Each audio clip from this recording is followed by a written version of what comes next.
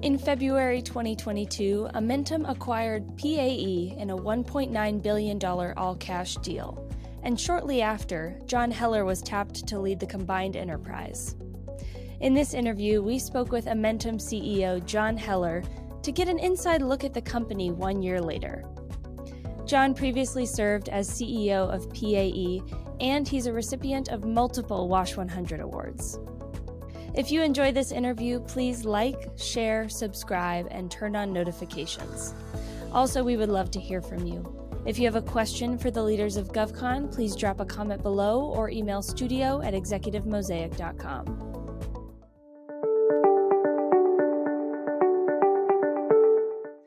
Hello, and welcome to Executive Mosaic's video interview series. I'm Summer Myatt, and here to speak with me today is John Heller, CEO of Amentum. John, thank you so much for joining us today. Great to be here, Summer. So John, it's been nearly a year since you took the helm at Amentum and officially stepped into the CEO role. What has your first year been like, and what is your vision for the future of Amentum under your leadership? Wow, it definitely was a big year, and it's hard to believe that much time has almost gone past. There's just so much that we accomplished together, as an overall team. Now, I'll touch first just the experience of that year, and then talk a little bit about the future. But when I came on board, I didn't have all the answers. I didn't know exactly what to do, but as a leader, you need to have a plan. You need to have that, at least a 90-day, 120-day plan, so that you can get your arms around things and people know what you're trying to accomplish. So when I came on board, I set 5 priorities to start with, just to give everyone clarity, understand what I was trying to accomplish, and give the entire team some focus. Number one, and I think any leader would agree, the number one priority was growth. That as a business, we have certain responsibilities, financial responsibilities, and goals that we're trying to accomplish, and we had to navigate that, even though we were going through tremendous change, big acquisitions that had happened, new leadership, but we had to make sure we would continue to grow.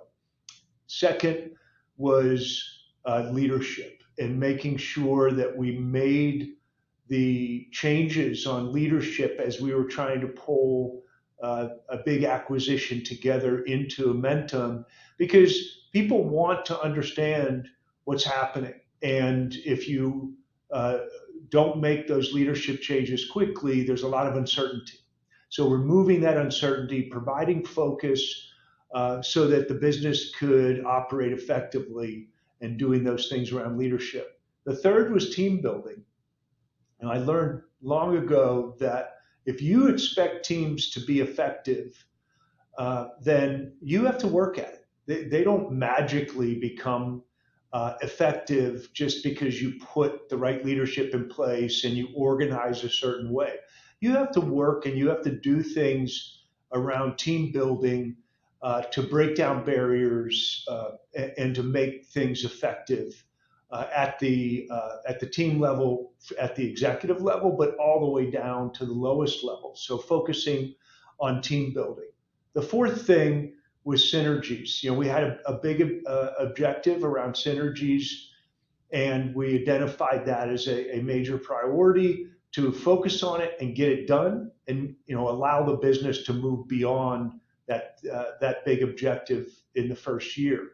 And then finally, it was enterprise transformation, which is this concept around how do we make the company operate most effectively, and putting focus on that, because it's a company that went through massive change and growth.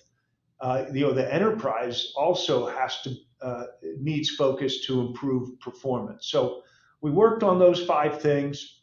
And I really say our team came together on those priorities, put the effort in to knock them out, and allow us to move beyond that into other things. And as you said, to talk about the future, the things that when we think about the future, obviously strategy is a big part of that. So working on the strategy, looking at this, what this business was and what it could be based on all the things that were put together and coming up with that strategy. And that strategy that we developed gave us the confidence to put a vision in place for the business that was bold, that really leaned forward, and we were really excited with what we came up with for the vision.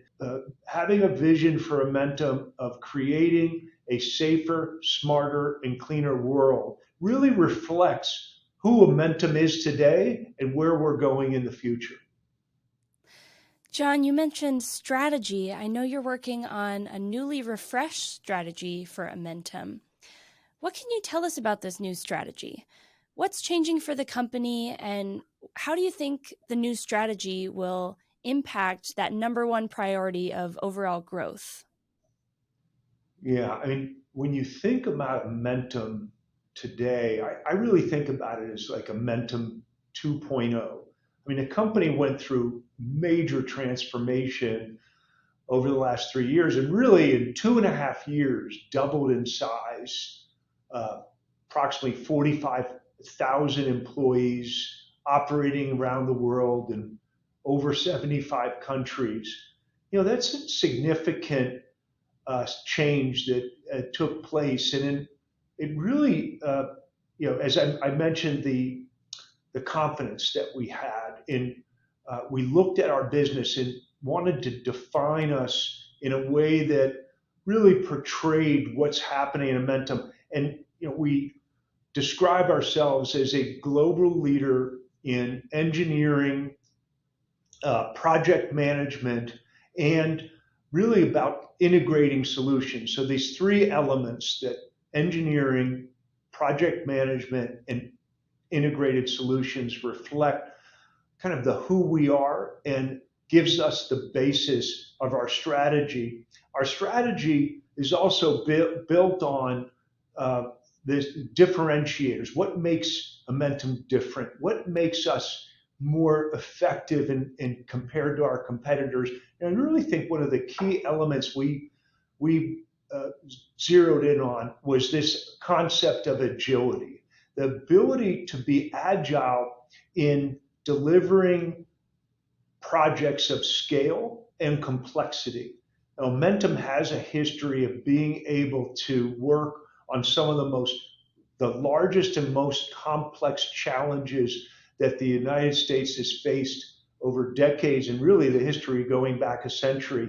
Success of winning large contracts and being able to deliver those really points to project management expertise that we had. So building a strategy that really focuses on those types of things.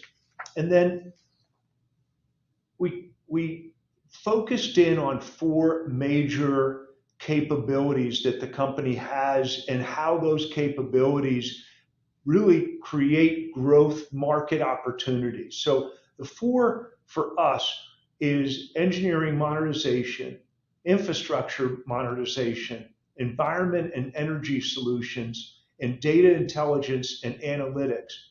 And what we did as a management team as we developed our strategy is we said, okay, these are our four core market areas that we're going to build on, that we have great capabilities, but we believe have great growth potential.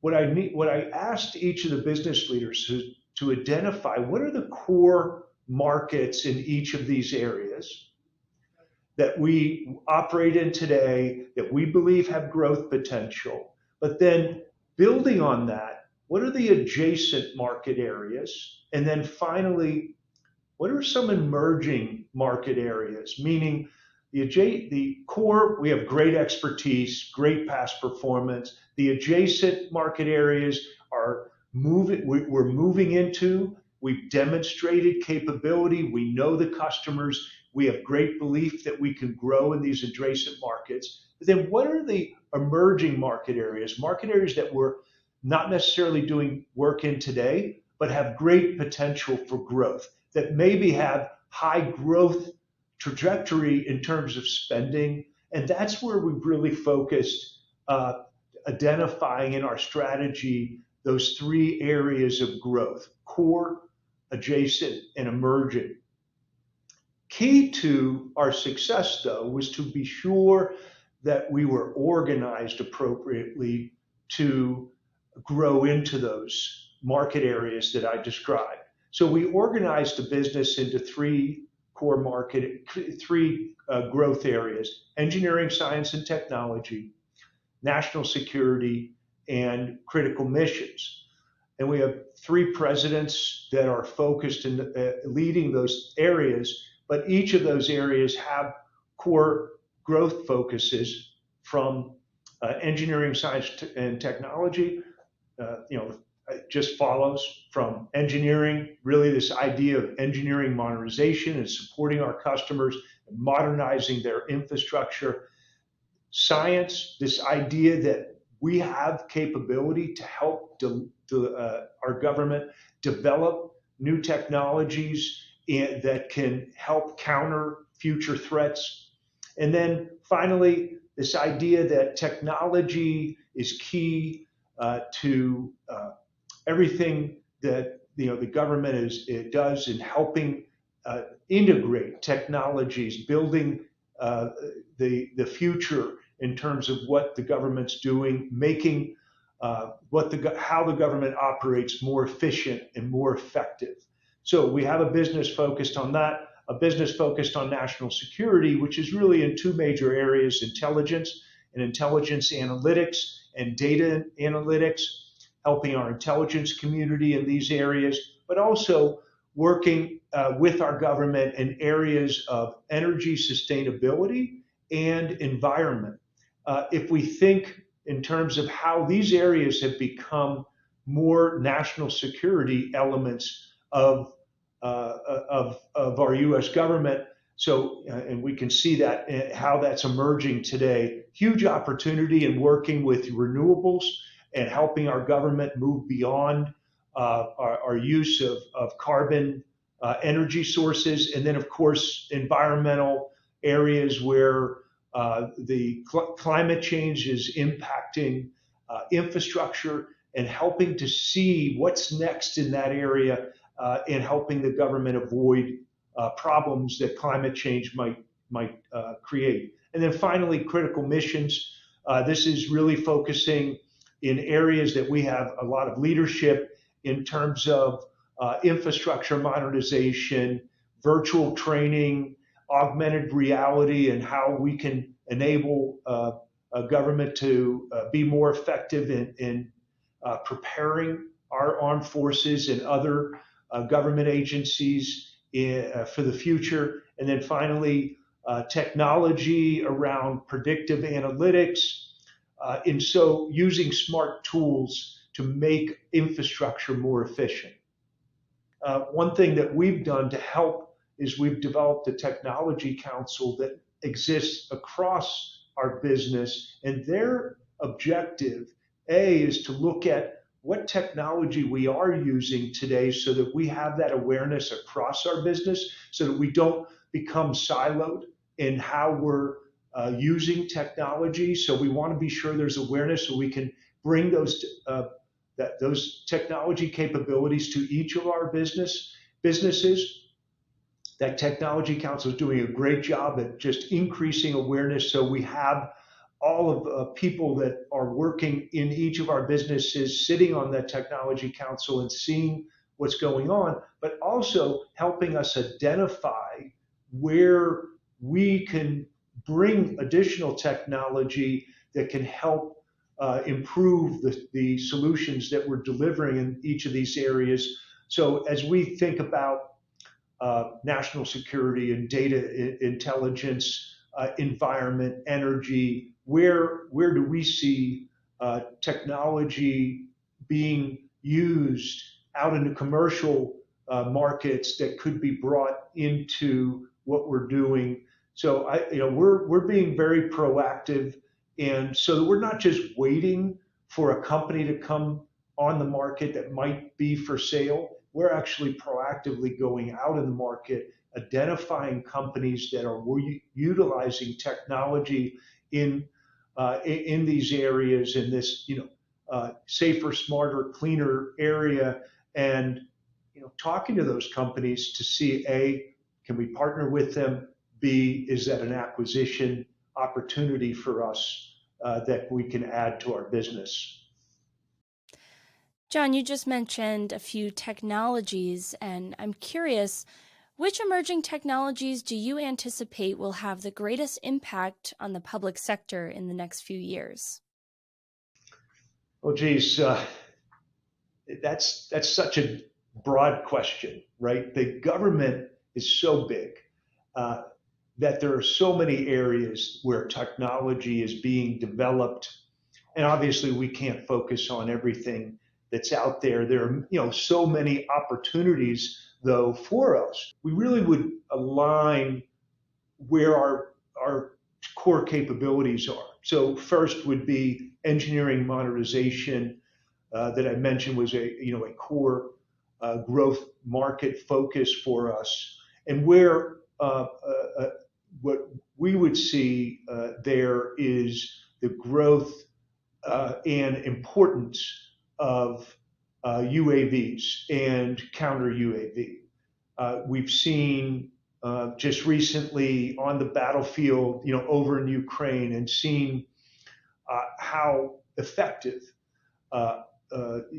autonomous technology can be on the battlefield, how it's really changing our idea of how the battlefield will operate, not just today, but just perceiving change for the future. And Amentum has tremendous experience in this area. We are one of the leaders in this area, both on operating UAVs. We're actually the leader in terms of operating UAVs for the U.S. government, maintaining UAVs, but also in developing technology in this area. We just see how relevant it is for the future in allowing the U.S. military to operate effectively on the battlefield, and we see that as something very important. And a couple of things that we've done is establish key partnerships with technology companies. One, Spark AI, works with us to help develop the next generation of artificial intelligence to help deliver unmanned autonomous technology to the battlefield. Additionally, we work in the commercial space in this area, and we see huge application for autonomous technology to help businesses operate more effectively. We work with the company DJI Technology and Deep Tracker to help develop drones and autonomous technology and robotics for actually cleaning very dangerous and environmental areas. So if you think about things, areas that might be exposed to toxic environmental waste, and then using autonomous technology to help counter those types of environmental problems. Lastly, John, on a global scale, we are seeing the peer and near-peer competition heating up with challengers like China and Russia. What is the number one thing that you think we need to be doing and focusing on in the next 3 to 5 years to outpace these competitors? Yeah, certainly, a lot of focus is on China. China continues to develop. I mean, it's not even the China of today. I think our focus is on, and needs to be on, it's the China of 5, 10, 15 years from now as their economy continues to grow. They have great education focus, great technology development as they continue to mature in the marketplace and make investments. So yeah, I think we have to stay far ahead of that. I definitely think one big area is continued investment in securing our infrastructure.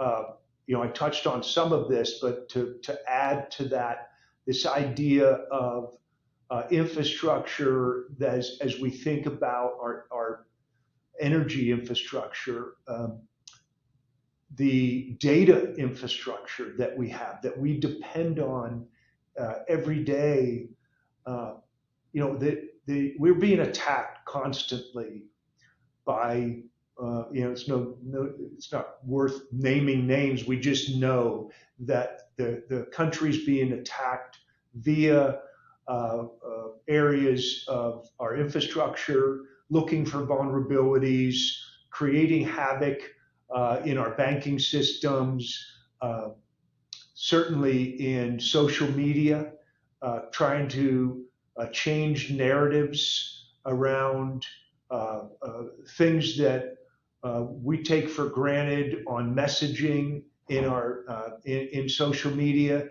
We've got foreign adversaries that are trying to change the narratives to create issues in our population. I mean, these areas of infrastructure, we need investment. We need attention to these. We need new technologies to counter the cyber threats in these areas, and sustainability in, certainly, I mentioned energy infrastructure. When we think about our nuclear arsenal, these areas that the bad actors are going to continue to try to attack all of that infrastructure that we have in the U.S. And try to steal it, try to steal the data, try to steal our technology, try to cause incidents here in the U.S. And I just think as we think about, some of those adversaries are only going to get exponentially stronger over the next 10 to 20 years. And what are we doing to counter that? It's critical that we continue to make significant investments in these areas. Well, John, thank you so much for your time today and for all the work you do at Amentum. Thank you. Great to participate here.